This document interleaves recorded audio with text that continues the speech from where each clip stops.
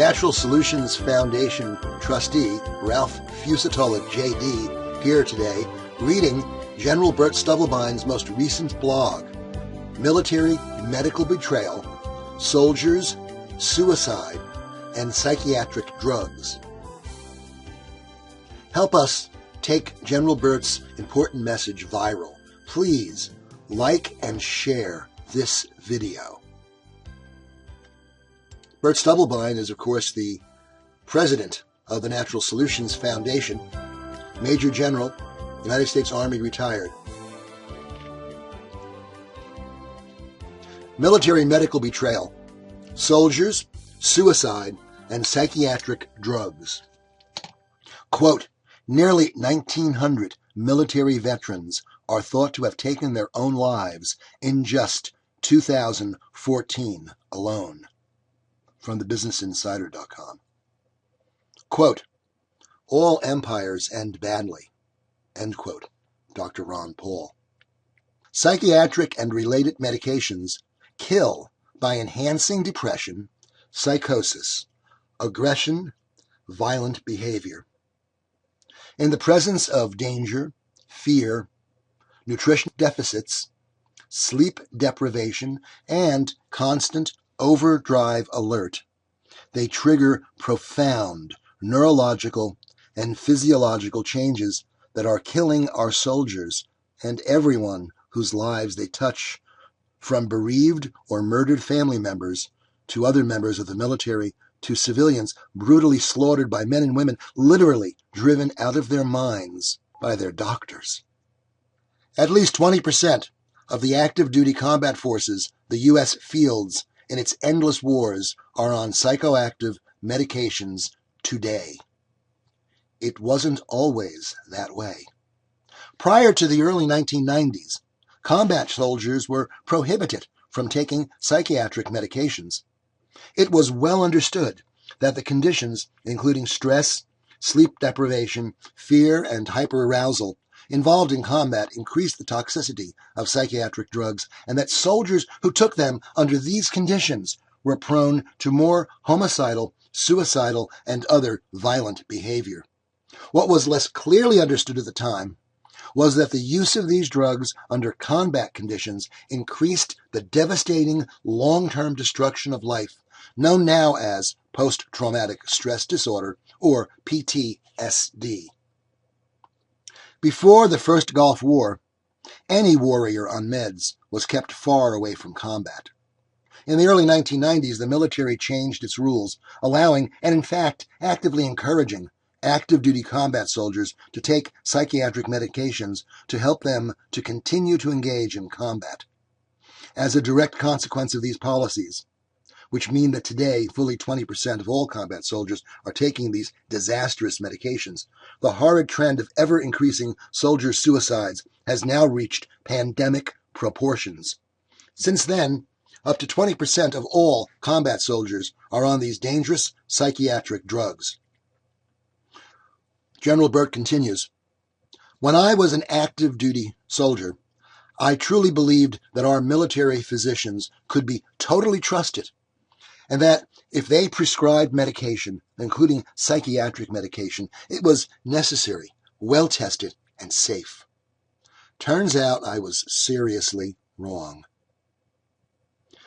It was only after I retired from my last command as Commanding General of the United States Army Intelligence and Strategic Command, INSCOM, that I began to understand the profound dangers inherent in the use of psychiatric drugs and the clear causal relationship between their use, suicide, and homicide.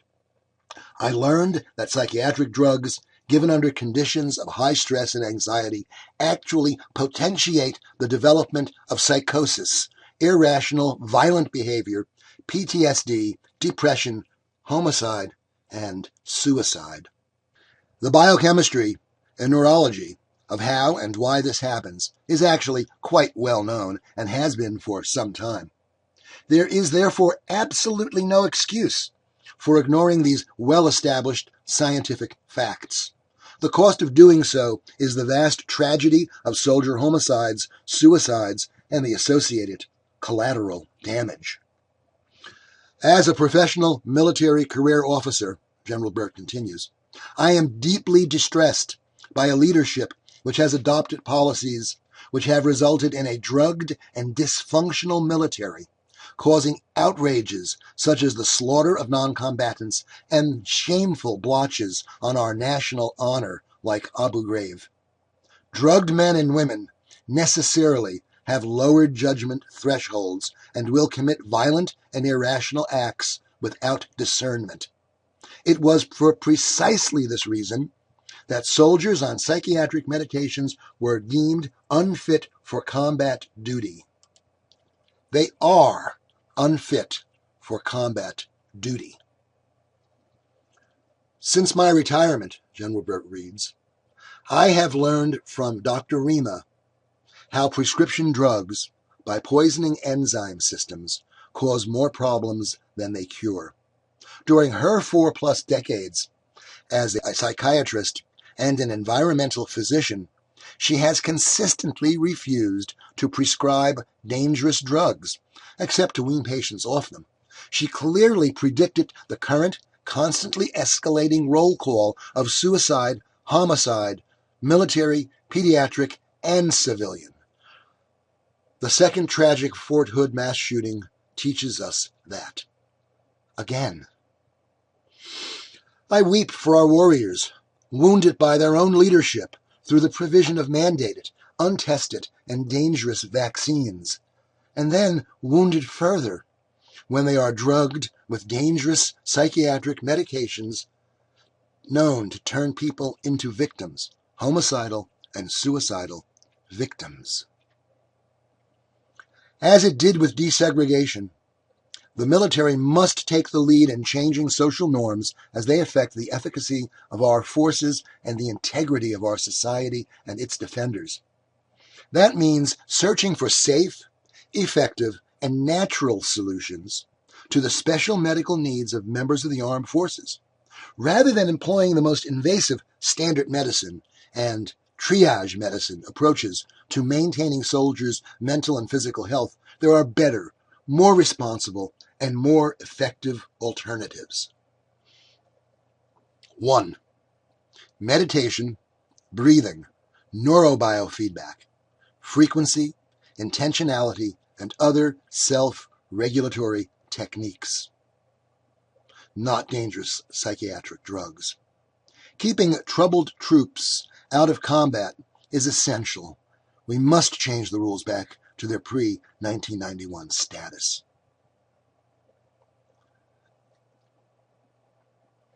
2. Good nutrition, sleep, and sufficient exercise to supercharge the soldier. Not poison him or her, rather than unsafe, unproven, toxic vaccines. And the more vaccines, the more vaccine injuries. Therefore, the best way to stop vaccine injuries is to stop vaccinating. 3. Nanosilver, not antibiotics, to protect mental and physical health. Safe, effective nanosilver replaces the need for dangerous antibiotics, which lead to yeast overgrowth, a known cause of depression, triggering the use of antidepressant medication. In addition, antibiotics, including antivirals, can cause psychosis and aggression, especially under conditions that increase vulnerability. They produce resistant organisms, leading to persistent infections and their malaise and fatigue, further prompting psychiatric drug administration to our troops. Dangerous medications like the anti-malarial drug Lariam induce psychosis and irrational, violent behavior. They are unnecessary since they can be replaced by nanosilver with complete safety and very high efficacy. Nanosilver does not cause either suicide or resistant organisms. Antibiotics do both. More here, www.drrimaknows.com. That's DRRIMAKNOWS. drrimaknows.com. What must we do? Our military physicians, including psychiatrists, are both officers in their respective services and physicians, bound by medical ethics. As such, it is the moral and legal duty of the medical officers to speak out against the change in policy that are directly associated with the tragic pandemic of soldier suicides both on and following active duty. Our combat soldiers should never be subjected to dangerous psychiatric or other drugs, and if medicated, must never be put in a position where the presence of the drug ramps up the likelihood of personal, social, and emotional tragedy for everyone whose lives they touch. Healthcare professionals who take the Health Keeper's Oath vow that they will not use their skills to harm people. The physicians in the military and related organizations, like the CIA, the DHS, the USPS, FEMA, etc., have a responsibility to commit themselves to the principles of the Health Keepers, swearing to uphold their duty as both officers and doctors. Natural Solutions Foundation has sponsored the Health Keeper's Oath, www.healthkeepersoath.org, where thousands of health keepers, physicians, and other health caregivers have alike sworn, and I quote, "As a health care worker, student administrator, or support person, I swear my talents, skills, and knowledge will not be used to perform eugenicide or destroy the rule of legitimate, ethical, and humane law." End quote. Modeled after the Oath Keepers, of which General Burt is one of the highest-ranking retiree members, www.oathkeepers.org, the Health Keeper's Oath reminds us that the horrors of Nazi and Chinese and Soviet medicine could not have occurred without the willing support of the healthcare profession, and demands that healthcare givers take professional responsibility seriously. Every combat soldier placed on psychoactive drugs is a potential homicide or suicide. Join me, General Burt says, in supporting our soldiers and everyone they touch by protecting them from unethical medical practices which expose them to biochemical and psychological hazards which can be lethal. We need your support to be able to continue to raise the issue of the serious ethical failings that have led to the increasing tragedies we are witnessing. Your help matters. You can help us greatly by following these simple steps. Number 1, provide a copy of the Health Keeper's Oath, www.healthkeepersoath.org, to everyone you can reach who has any connection with military health care, and urge them to sign and forward it to others in their fields. 2, make a generous, recurring tax-deductible donation to the Natural Solutions Foundation. Your support is essential to our work. www.drrematruthreports.com/action/donate. 3, spread the word. Friend us on Facebook, Natural Solutions Foundation. Like us, share us, and tweet us. Put the Health Keeper's Oath before everyone's face. Follow us on Twitter at NatSol Foundation. Forward our emails as widely as you can. www.healthkeepersoath.org.